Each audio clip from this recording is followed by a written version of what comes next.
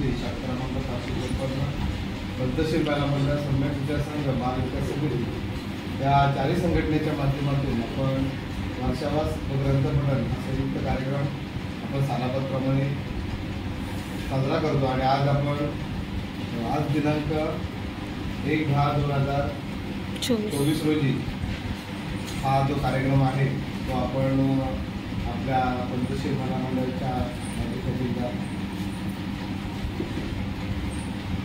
त्याप्रमाणे आमच्या शाखेचे सभासद श्री विश्वास कासारे आणि त्यांचा परिवार यांना आपण आज हा जो मान दिलेला आहे मी कुटुंबाला अशी विनंती करतो की आपण तथागत भगवान गौतम बुद्ध आंबेडकर आणि छत्रपती शिवाजी महाराज त्याला हार घालून आपण आजच्या कार्यक्रमाची आम्हाला सुरुवात करून द्यायची अशी मी कुटुंबाला विनंती करतो.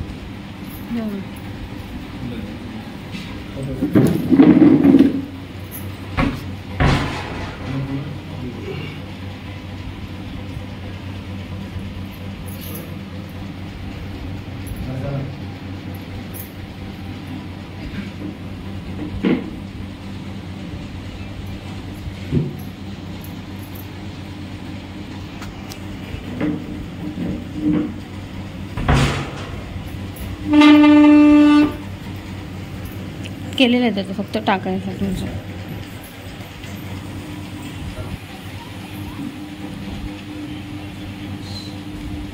हात पडतोय कमी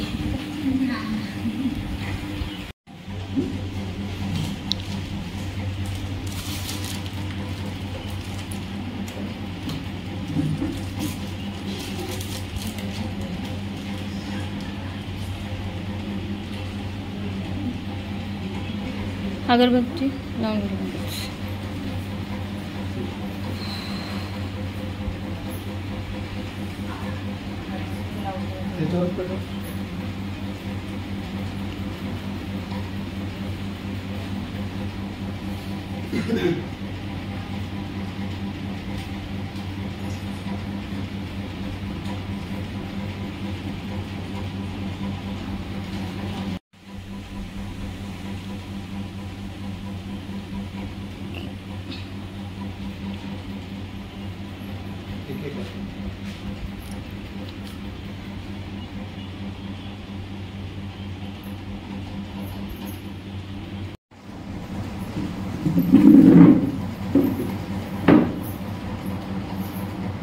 बुद्धं नमामि धम्मं नमामि संघं नमामि नमो तस्स भगवतो अरहतो सम्मा सम्बुद्धस्स नमो तस्स भगवतो अरहतो सम्मा सम्बुद्धस्स नमो तस्स भगवतो अरहतो सम्मा सम्बुद्धस्स बुद्धं शरणं गच्छामि धम्मं शरणं गच्छामि संघं शरणं गच्छामि द्वितीयंपि बुद्धं शरणं गच्छामि द्वितीयंपि धम्मं शरणं गच्छामि द्वितीयंपि संघं शरणं गच्छामि तृतीयंपि बुद्धं शरणं गच्छामि तृतीयंपि धम्मं शरणं गच्छामि तृतीयंपि संघं शरणं गच्छामि पाणातिपाता वेरमणि सिक्खापदं समादियामि अधिमदाना वेरमणि सिक्खापदं समादियामि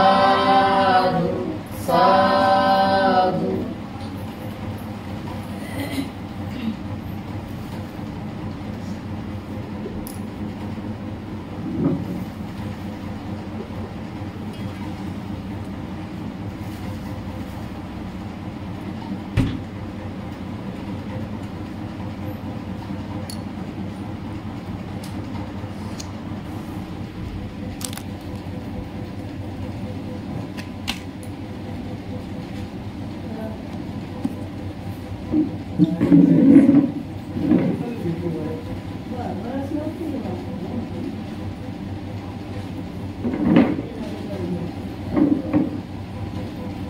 आपण याच्या अगोदर बघितलं होतं की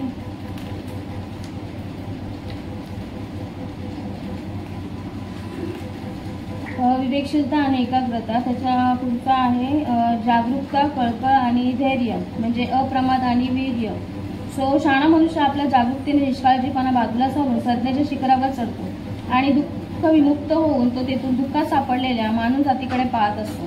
शहाण्या माणसाच्या दृष्टीस मूर्ख हा पर्वत शिखरावरून दरीतील दिसणाऱ्या माणसासारखा आहे. निष्काळजी लोकांमध्ये जागरूक, निद्रितांमध्ये जागरूक असा तो शहाणा मनुष्य उमदा घोडा जसा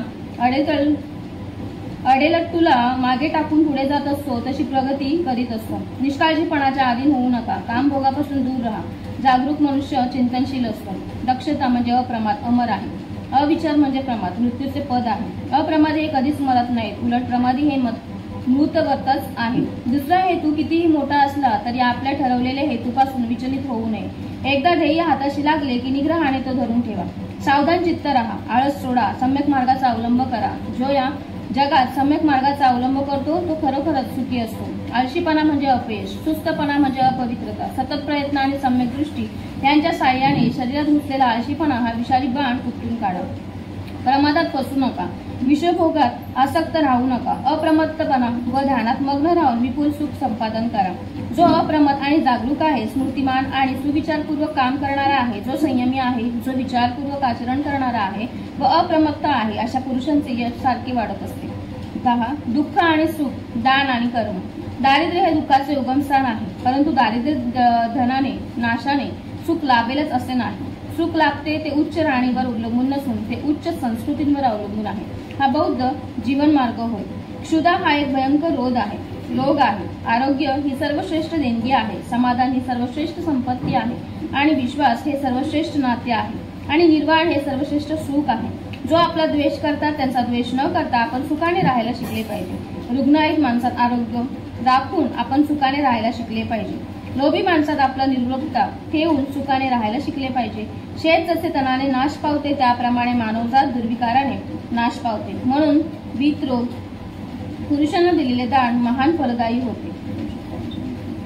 शेत जसे तणाने नाश पावते त्याचप्रमाणे मानवजात गर्वाने नाश पावते. म्हणून गर्वरहित पुरुषांना केलेले दान महान फलदायक होते. शेत जसे तणाने नाश पावते त्याचप्रमाणे मानवजात विषयभोगाने नाश पावते. म्हणून विषयानासक्त पुरुषांना केलेले दान महान फलदायक होते. धर्मांसाठी केलेले दान हे सर्वश्रेष्ठ दान आहे आणि धर्माचे माधुर्य सर्व माधुर्यात श्रेष्ठ आहे. धर्मापासून होणारा आनंद हा सर्व आनंदात श्रेष्ठ आहे. विजयातून द्वेष उत्पन्न होतो, कारण जीत हा दुःखी असतो आणि जयापराजयाची भावना सोडून जो समाधान वृत्तीत राहतो तो सुखी होतो. कामासारखा दुसरा अग्नी नाही आणि द्वेषासारखे सुखीच निशान नाही. शरीरासारखे दुसरे दुःख नाही आणि शांतीसारखे सुख नाही. दुसरे काय अपशब्द बोलतात, काय दुष्कृत्य करतात, काय पूर्ण करतात व काय अपुरे सोडतात यावर दृष्टी ठेवू नका. आपण काय पूर्ण केले आणि काय अपुरे सोडले यावर लक्ष ठेवणे अधिक चांगले. जे विनयशील आहेत, जे चित्तशुद्धी व्हावी म्हणून इच्छितात, ते आसनासक्त आहेत आणि एकांतप्रिय आहेत, ज्यांचे आचरण शुद्ध आहे, जे विवेकशील आहेत, त्यांचे जीवन नेहमीच खडतर असते. तेजस्वी घोड्याला भरधाव धावण्यासाठी चाबकाचा फटकारा लागत नाही, तर जगामध्ये त्या तेजस्वी घोड्यासारखा कोणी आहे का की जो दोषास्पद नाही, ज्याला ठपका लावण्याची वेळ पडलेली नाही. कोणाशी कठोरतेने बोलू नका. दुसऱ्याशी जसे बोलाल तसे प्रत्युत्तर येईल आणि क्रोधयुक्त भाषण दुःखकारक आहे आणि आघात केला तर प्रत्याघात होईल. रथाच्या चाकाला जशी खीळ त्याचप्रमाणेच ह्या जीवनाला स्वातंत्र्य, नम्रता, सदिच्छा, निस्वार्थीपणा आहे. हा बौद्ध जीवन मार्गच आहे. ढोंग. खोटे बोलू नये. खोटे बोलण्यास दुसऱ्याला प्रवृत्त करू नये. खोटे बोलण्याच्या कृत्याला संमती देऊ नये. सर्व प्रकारचे असत्य भाषण टाळावे. तथागत जसे बोलतात तसेच वागतात. तथागत जसे वागतात तसे बोलतात. ते या प्रभावी, तथाकारी आणि यथाकारी तथाभाषी असल्यामुळे त्यांना तथागत म्हणतात आणि हा बौद्ध धर्म जीवन मार्ग आहे. सम्यक मार्गानुसरण. सम्यक मार्ग निवडा आणि त्यापासून विचलित होऊ नका. मार्ग विपुल आहेत, परंतु सर्वच काही सम्यक मार्गाकडे नेत नसतात. सम्यक मार्ग हा केवळ थोडक्यांच्या सुखासाठी नाही, तो बहुजन सुखासाठी आहे. तो प्रारंभी, मध्ये आणि शेवटीही कल्याणप्रद असलाच पाहिजे. सम्यक मार्गाचे अनुसरण म्हणजे बौद्ध जीवन मार्गाचे अनुसरण. अष्टांग मार्ग हा श्रेष्ठ मार्ग आहे आणि सर्वश्रेष्ठ सत्यांमध्ये सत्य चतुष्टय आहे आणि श्रेष्ठ वैयक्तिक अनासक्ती हा सर्वश्रेष्ठ गुण आहे आणि ज्याला हे पाहण्याची दृष्टी आहे तो श्रेष्ठ पुरुष. प्रज्ञाशुद्धीचा हा एकमेव मार्ग आहे, दुसरा नाही. याच मार्गाने जा. जर तुम्ही या मार्गाचे अनुकरण केले तर तुमच्या दुःखाचा निराश होईल.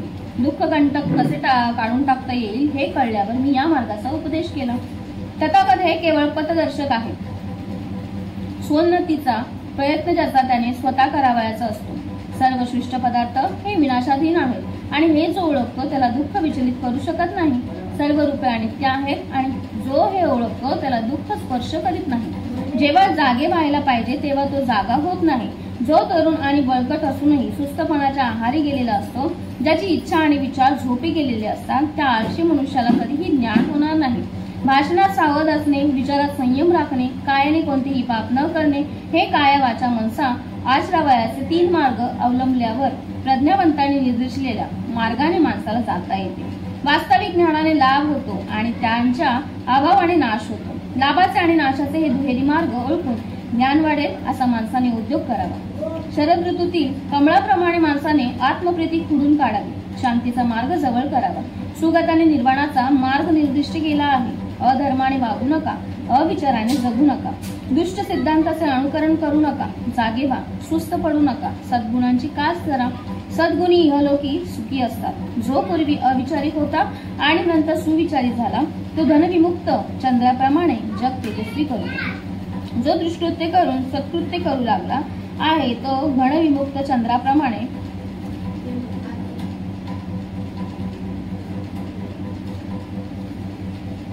जगाला प्रकाशित करतो. एका धर्मनियमाचे उल्लंघन करून जो असत्य बोलतो तो दुसरे दुष्कृत्य करणार नाही हे सांगवत नाही. जे सदैव सावधान असतात, जे रात्रंदिवस अभ्यास करतात, जे निर्वाणासाठी आटोकाट प्रयत्न करीत असतात, त्यांचे दुर्विकार आसव शेवटी लोक पावतात. अशी एक जुनी मन आहे की जो स्तब्ध असतो त्याला लोक दूषण लावतात, जो फार बोलतो त्याला लोक दूषण लावतात आणि जो अगदी थोडे बोलतो त्यालाही दूषण लावतात. खरोखर ज्याला दूषणच लावले जात नाही असा या जगात कोणीच नाही. ज्याला सदैव दूषण देतात किंवा ज्यांची सदैव स्तुती करतात असा पुरुष पूर्वी नव्हता, आता नाही आणि पुढेही कधीच होणार नाही. वाणीच्या क्रोधापासून सावध राहा आणि जिभेचा संयम करा. मानसिक पापांचा त्याग करा आणि आपल्या मनानेही सद्गुणांचा आचर करा. अप्रमाद हा निर्वाणाचा मार्ग आहे, प्रमाद मृत्यूचा मार्ग आहे. जे अप्रमादी आहेत ते अमर आहेत आणि जे प्रमादी आहेत ते मृतवत आहेत. सद्धर्म आणि असद्धर्म यांचा संकर करू नका. जे खोट्याला खरे आणि खऱ्याला खोटे समजतात ते आपल्या दुर्बुद्धीमुळे कधीही सत्यापर्यंत पोहोचू शकत नाहीत. जे खऱ्याला खोटे आणि खोट्याला खरे समजतात ते आपल्या दुर्बुद्धीमुळे कधीही सत्यापर्यंत पोहोचू शकत नाहीत. जे सत्याला सत्य आणि असत्याला असत्य म्हणून ओळखतात त्यांच्या ठिकाणी सम्यक दृष्टी आहे, त्यांना सत्य लाभते. घर नीट शाकारलेले नसले तर ज्याप्रमाणे त्याचे पावसाचे पाणी गळू लागते त्याप्रमाणे असंस्कृत मनात कृष्ण प्रवेश करते. घर नीट साकारलेले असले की ज्याप्रमाणे पावसाचे पाणी शिरू शकत नाही त्याचप्रमाणे सुसंस्कृत मनात कृष्ण प्रवेश करू शकत नाही. उठा, प्रमादी राहू नका. धर्माच्या शिकवणुकीप्रमाणे वागत राहा. जो त्याप्रमाणे वागतो तो इहलोकी आणि सर्व लोकी सुखी होतो. सन्मार्गाचा अवलंब करा, कुमार्गाचा अवलंब करू नका. सन्मार्गाने जाणारे लोक इहलोकी आणि इतर सर्व लोकी सुखी असतात. भाग 4 बुद्धांची प्रवचने आणि गृहस्थासाठी प्रवचने. त्यातलं एक सुखी गृहस्थ. एकदा अनाथपिंडक भगवंतांकडे आले आणि त्यांना अभिवादन करून जवळच्या आसनावर बसले. गृहस्थांचे सुख कशात आहे हे जाणण्याची अनाथपिंडकाला उत्सुकता लागली होती.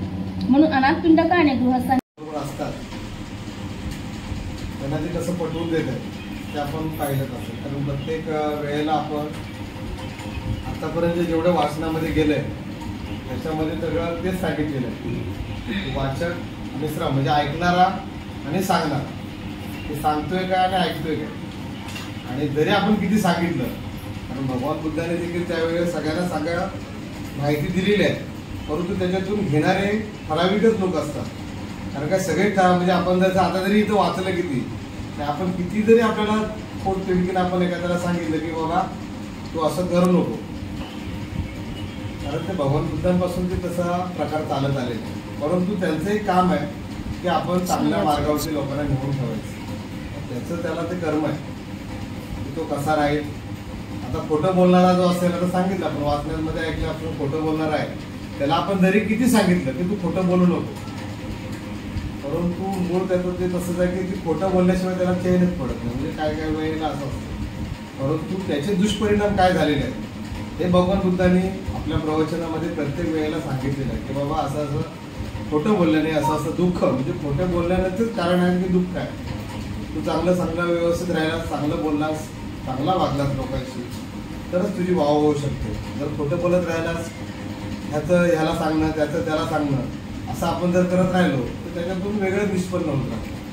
हेच ते त्यांनी त्याचं. आणि सदाचरण म्हणजे माणूस कसा राहायला पाहिजे, चांगला, म्हणजे त्याचं आचरण चांगलं असलं पाहिजे. प्रत्येक वेळेला त्याचं आचरण हे चांगलंच असलं पाहिजे. आपण जरी किती लोकांना सांगितलं, ते वेळेला आताची परिस्थिती अशी आहे की थोडंफार कधी कधी आपल्याला ते त्या पद्धतीनं वागावं पण लागतं, कठोर पण कधी कधी राहावं लागतं. भगवान बुद्धांनी सांगितलेलं आहे की प्रत्येक वेळेला अहिंसा करू नका किंवा हिंसा करू नका, म्हणजे हिंसा करू नका. अहिंसा म्हणजे अहिंसक कसे राहायला पाहिजे, तसं राहायला पाहिजे.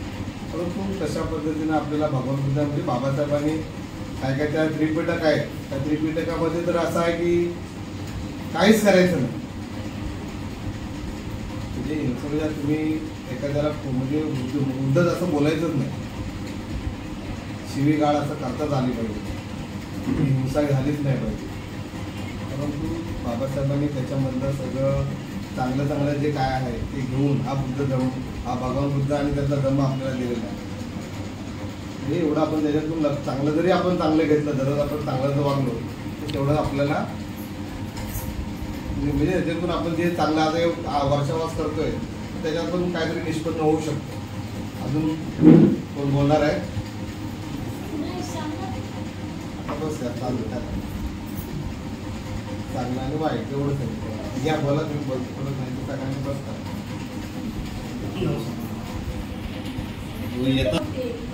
लहान असताना त्यांच्या संघातील आनंद आणि संघ होता. चारिकेला जातात, सकाळी उठतात आणि आपल्या चारिकेला जायला सुरुवात कशाला म्हणतात, डुक्कर ना, आम्ही तेच भोगला होते. ते डुकराचं पिल्लू आहे ना, त्याच्या समोर असं धावत जाते, तर ते त्याला बघून असतात. आनंद मिळतो का हसण्यासारखं याच्यात, पण तो बघताना तिथे प्रश्न विचारतो, शास्त्रामध्ये तुम्ही का असलं, त्याचं कारण आम्हाला सांगा. तर ते म्हणतात का हा कुंकुगंध युद्ध होते ना, त्यावेळेला हा मुंगी बनवून त्याचं प्रवचन ऐकायचं. तर तो मेल्यानंतर तो देवलोकात गेला. देवलोकात गेला, तिथे देवलोकात म्हणजे चांगल्या ठिकाणी गेला नाही, सॉरी, तो मेल्यानंतर राजगृहात त्याचा जन्म, त्या मुलीचा जन्म झाला. त्यावेळेला ती हिंदीमध्ये मी वाचते ना, त्यामुळे मला ते मराठीत ट्रान्सलेशन करताना थोडंसं शब्द नाही, हिंदी बोला नाही. एकदा ती अशी जाते, तर ते किडे नाही ते, म्हणजे रेशमीचे किडे हे लोक पालतात, असे किडा, कोकिलो असं नाव आहे, तो किडा असतो. तर ती काय म्हणते, त्याला बघू कुठल्या कर्माची फळं भोगली आहे की याला एक किडा बनवलाय, अशी ती बोलते. त्याच क्षणी तिचा आणि ती देवलोक, कारण तिला ते आठवतं माझं पूर्वज कसं गेलं, मी काय काय केलं ते, मग ती देवलोकात होतो त्यावेळेला पण असंच घडतं. आणि म्हणजे असं दिलेलं आहे त्याच्यामध्ये की कोणालाही दुखवायचं नाही, शब्दाने, वाणीने. एक शील आहे ना, 3 प्रकारे हे करायचं असतं, काया, वाचा आणि मनसा. म्हणजे कायाने पण नाही दुखवायचं, आपण नाही असं पण नाही करायचं, म्हणजे हाताने केलं मी ते, म्हणजे त्वचेने केलं माझ्या, काया, वाचा आणि मनसा, मनाने पण त्याला शिवी नाही द्यायची. असं सील, एक सील 3 प्रकारे जो पालन करतो ना, तो येईल. बाकीचे आपले किंवा माणसाने याच्यामध्ये सांगितलं, माणसाने सदाचाराचं जीवन कसं जगायचं. एक भिक्खू होता, मोबाईलवर येतात, त्यांनी पण सांगितलंय की जेव्हा अष्टशिला हे पालन करायचं खूप चांगलं असतं. आपल्या आपल्या प्रकृतीला, आपल्या सुखाला, दुःखाला सगळ्याला ते कारणीभूत होते. बघा एकेकाला माणसाला दुःख कधी होणार असेल ते फक्त जाणवतं. त्याचं कारण त्याचं जीवन चांगलं, सदाचारी जीवन जगलं. ह्याच्यासाठी अष्टशिलेचं पालन करायचं. अष्टशिलेचं पालन करायचं म्हणजे नुसतं मी अष्टशिला केली असं नाही, तर एक मी म्हटलं ना सील 3 प्रकारे 3 अंगाने त्याचं पालन करायचं असतं. आणि त्या दिवशी शुद्ध वस्त्र करून असं अंगावर उपरणं काहीतरी घ्यावं. म्हणजे हे मी जे घेतलंय ना, इथे मी शिलाचं पालन केले ना, ते वरती पोचतं. आणि वरचे देव लोक आहेत ना, ते आपली ही करतात आणि ते सुखी झाले, मग आपण इथे सुखी होतो आणि आपण चांगल्या मार्गाला लागतो. एवढे बोलून मी इथे सांगते. जय देव. छान छान. उपस्थित बंधून आपण म्हणजे ऐकायचं काम करते का फोन त्याला नाही करा. तर आपण आज खरंच म्हणजे माहिती सांगितली कशा पद्धतीने माणसाने राहायला पाहिजे. याच्यातून एकच आपण फक्त बोल घ्यायचा असतो की आपण कसं राहायला पाहिजे, एवढंच आपण सांगितल्याप्रमाणे. तर आज आपण सर्वजण आलात आणि आज जो आपण मान दिला होता ते आपल्या परदेशी महिला मंडळाच्या सल्लागार विशाखा विश्वास कासारे आणि त्यांचा परिवार आणि आजच्या आपण त्याला जसा मान दिला होता तशा पद्धतीने त्याने अगरबत्ती, मेणबत्ती आणि हार वगैरे आणि जे काय आपल्याला स्वीट दिलेलं आहे, खीरच आहे ना, तर आपण त्याला आपल्याला खीर दिलेली आहे. त्याच्यासाठी आज एकदा जोरदार टाळ्या वाजवायच्या. आणि येणारा जो आता शुक्रवार आहे ती बोलले ती रुपाली शिंदे म्हणजे शिंदे कुटुंब आपल्या सेक्टर 2 आहे. त्यांनी जो ह्या येणारा शुक्रवार आहे तर त्या दिवशी देखील आपण सर्वांनी उपस्थित राहावं अशी आपल्याला सर्वांना विनंती करतो. आणि आपण सर्वजण आलात त्याबद्दल ठीक आहे. 4 संघटनेच्या वतीनं आपल्या सर्वांचा आभार मानतो. आणि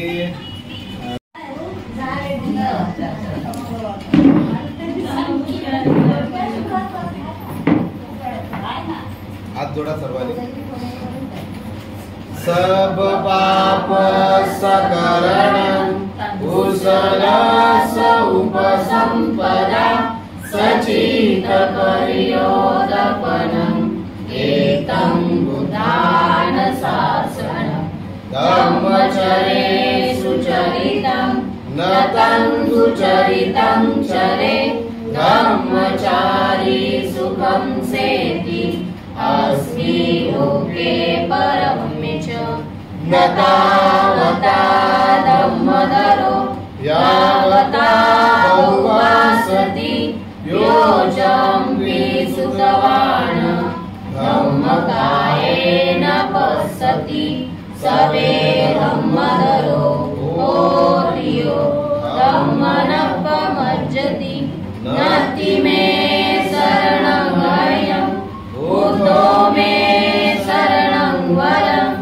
एतेन सज्जवजेन होतु मे जयमङ्गलम् नति मे शरणं गयम् धम्मो मे शरणं वरम् एतेन सज्जवजेन होतु मे जयमङ्गलम् नति मे शरणं गयम् संगो मे शरणं वरम् एतेन सज्जवजेन होतु मे जयमङ्गलम् साधु साधु साधु.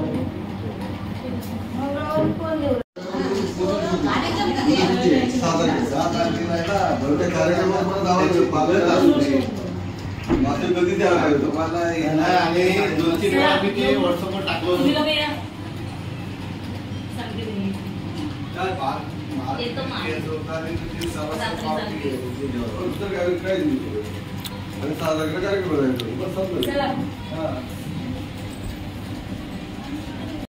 हॅलो गाईज, तर काय करणार, लाईट गेलेली आहे बघू शकता.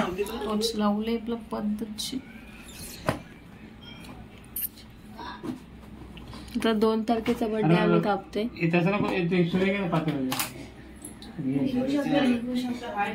जाम टेप लावले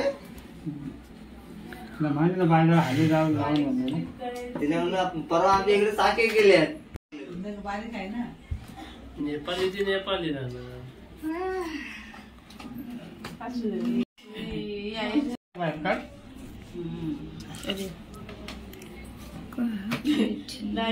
म्हणून हे पण काढलं.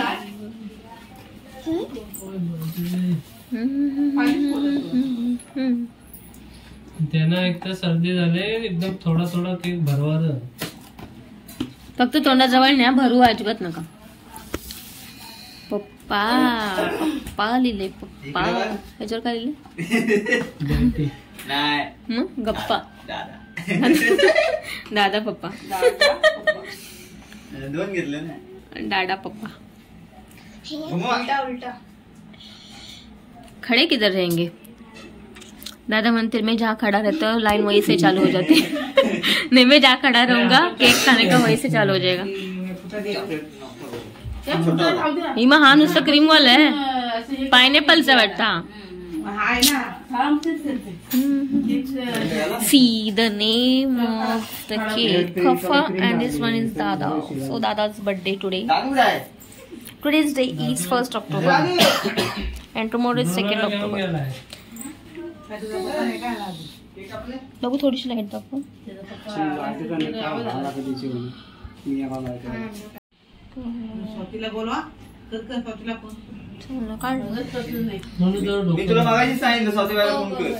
किती मस्त मस्त आहेत ना. छोटी छोटी फ्लावर, छोटी छोटी फ्लावर, छोटी छोटी क्रीम, छोटे छोटे कलर. अरे इथलं कोणी तर खाल्लंय.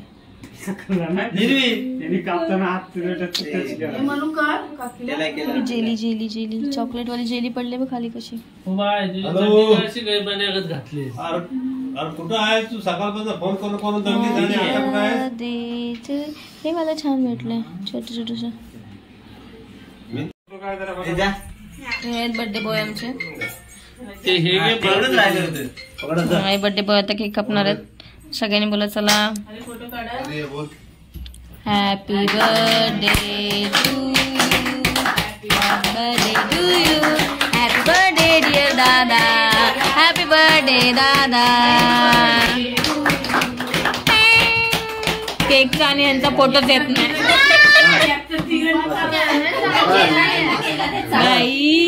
हा काय प्रकार. दादू, दादूची बहीण नीरू, नीरूची बहीण आरू. दादानी पद्धतशीर एक केकचं बाईट काढलेला आहे आणि ठरल्याप्रमाणे आमच्या प्लेट. हा बाबा इकडे.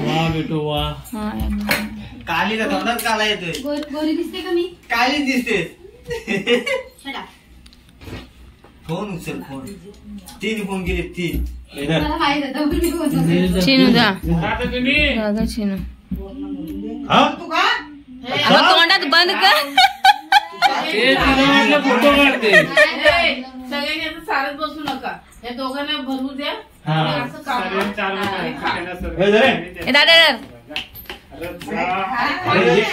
नाही त्याला एकमेकांच्या तोंडात नाही आवडत. त्याला भरवायला खायला आवडतं. बरोबर दादा चारतायत त्याला. तुम्ही खाऊन झाली का आम्हाला. सन अँड फादर काय बरं आहे. लाईटच गेले बघा. इथली टॉर्च लावले बाई आम्ही. पंख्याचा एक बंदोबस्त झाला असता तर बरं झालं.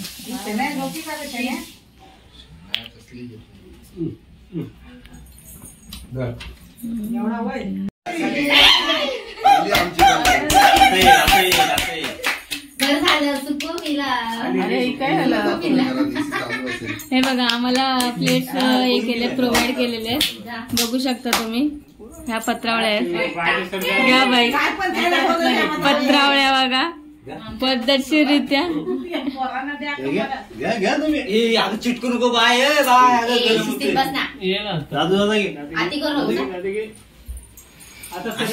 सर्वांना लागली पाहिजे.